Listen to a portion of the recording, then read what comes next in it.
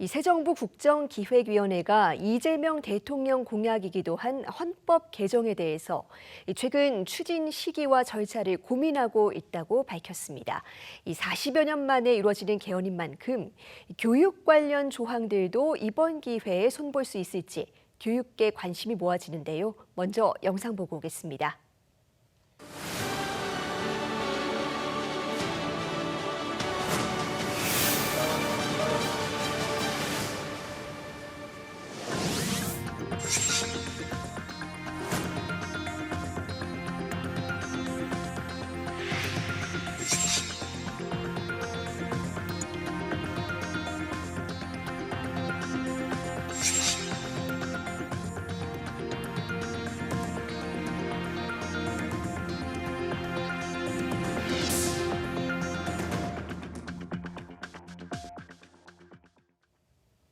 네, 교육 분야 국정과제를 전망해보는 연소 기획. 오늘은 이 교육 개헌 과제에 대해서 박은선 변호사와 짚어봅니다. 변호사님 어서 오세요. 안녕하세요. 네, 먼저 이 개헌 과제를 짚어보려면 지금 헌법이 교육권을 어떻게 규정하고 있는지 먼저 짚어봐야 될 것 같아요. 어떤 모습으로 되어 있죠? 네, 교육권은 헌법 제31조 제1항에 명시되어 있습니다.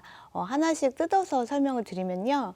모든 국민은, 그러니까 대한민국 국적자라면 모두가 교육 주체가 된다는 의미이고요. 또 능력에 따라 균등하게 교육 제공 방법은 교육 기회에 있어서 이제 차별이 있으면 안 된다라는 것이고요. 그리고 교육을 받을 권리를 가진다라고 해서 권력 등에 의해서 교육 기회를 침해받지 않을 자유권으로서의 교육권과 그리고 교육시설 등을 국가에 요구할 수 있는 그러한 이제 사회권으로서의 교육권을 모두 보장하고 있습니다. 네, 그런데 저희 앞서 영상에서도 살펴봤지만 능력에 따라 균등하게 이 표현이 문제가 되나 봐요. 왜 논란이 되고 있는 거죠? 교육을 균등하게 제공한다라는 것은 평등 원칙, 즉 정의에 이제 부합하는 것인데요.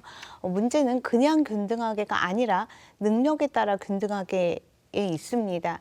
능력에 따라 균등하게는 재헌헌법에는 없었고 1962년 제5차 개헌 당시에 박정희 정권 시절에 추가된 그런 표현입니다.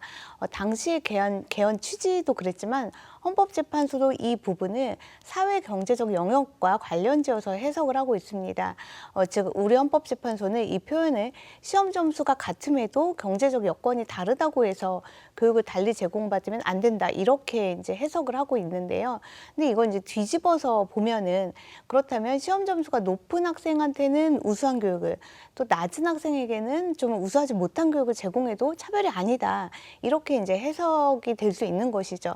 교육 차별을 정당화할 수 있는 것인데 여기서 이제 여러 가지 교육 문제 또 사회 문제들이 파생된다라고 주장을 하면서 특히 교육계와 법조계에서 아예 이 헌법 제31조 제1항 자체를 고쳐야 한다 이런 문제 제기가 있어 왔습니다. 네, 여러 가지 사회 문제를 파생할 우려가 있는 조항이다. 그렇다면 이 조항이 단지 문구에만 머물러 있는 게 아니고 실제 현장에도 영향을 미치고 있다고 봐야 될까요? 네, 교육의 왜곡. 특히 대학 입시 중심 교육과 교육이 그 자체로 이제 목적이 되는 게 아니라 줄 세우기, 즉 이제 서열화의 도구로 쓰이는 것이 바로 문제의 핵심입니다. 헌법에서 그냥 균등하게가 아니라 능력별로 균등하게 이렇게 이제 표현을 하다 보니까 대학 서열화와 대학 문 앞에서의 학생 줄 세우기 이런 이제 경쟁 교육이 굉장히 정당화되고 있습니다. 예컨대 고등교육법 제34조와 그 동법 시행령을 보면요. 각 대학의 장은 대학 앞에서 이제 학생들이 줄을 세운 다음에 일부만 선발해도 되도록 이렇게 규정을 하고 있는데 이런 교육은 굉장히 비교육적이고 반교육적일 수 있습니다. 그렇지만 이제 현행 헌법상 이러한 교육이 합헌인 것이죠. 네, 그런데요. 사실 능력에 따라서 등수라든지 점수로 평가할 수가 없다면 대학 입장에선 어떻게 학생을 선발하겠느냐 이런 반론도 나올 수 있을 것 같아요. 네, 이제 물론 그렇게 볼 수도 있지만 시험 점수가 높은 것은 그저 이제 시험을 잘 보는 기술이 뛰어난 것에 지나지 않을 수도 있습니다. 심리학자 가드너의 다중지능 이론에 따르면 인간은 저마다 다른 우수성이 다 있는데 시험 기술이라는 단일 능력으로 교육 기회를 차등 배분하고 이제 또 승자가 독식하도록 하는 것은 상당한 문제일 수 있습니다. 그리고 또 교육사회학자 비고츠케에 따르면 모든 인간에겐 잠재적 성장 가능성이 있고 이것을 이제 발전시키는 것이 바로 교육입니다. 그런데 현재의 아동 청소년의 능력으로 교육 기회를 제한하는 것은 잠재력 개발 기회를 사전에 차단하는 그런 잘못된 결과를 가져올 수 있습니다. 무엇보다 이제 능력에 따른 차별 이 부분은 헌법재판소를 자기 모순에 빠뜨릴 수도 있는데요.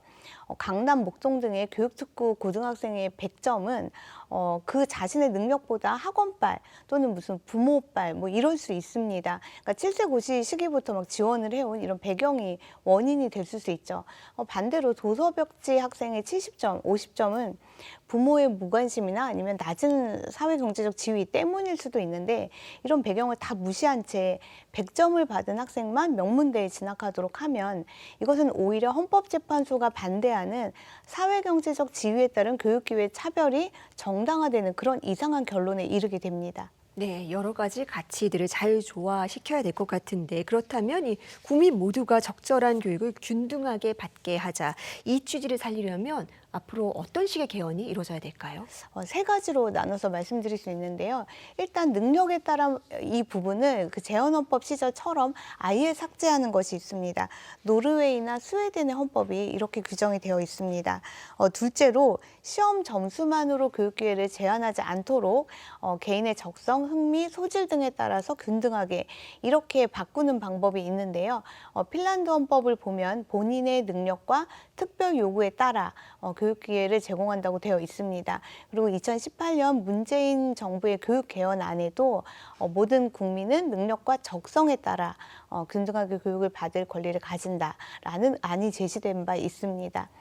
마지막으로 능력에 따라 균등하게를 일정 능력, 자격만 갖추면 균등하게로 수정하는 대안이 있습니다. 약간 유럽식 대안인데요. 독일 헌법재판소는 이미 1972년에 고등학교 졸업자들이 절대평가로 치러지는 졸업 자격시험만 통과하면 누구나 원하는 대학에 원하는 전공에서 공부할 수 있다. 이런 판시를 하면서 국립대학 교육계의 균등한 참여권이라는 권리를 기본권으로 천명했습니다. 그리고 프랑스 교육법에는 졸업 자격 시험인 바칼로레아 합격자는 누구나 일반 대학에 진학할 수 있다. 이렇게 이제 법에 명시가 되어 있습니다. 이런 내용을 반영해서 일정 능력, 일정 자격만 갖추면 균등하게로 이제 수정을 하는 거죠.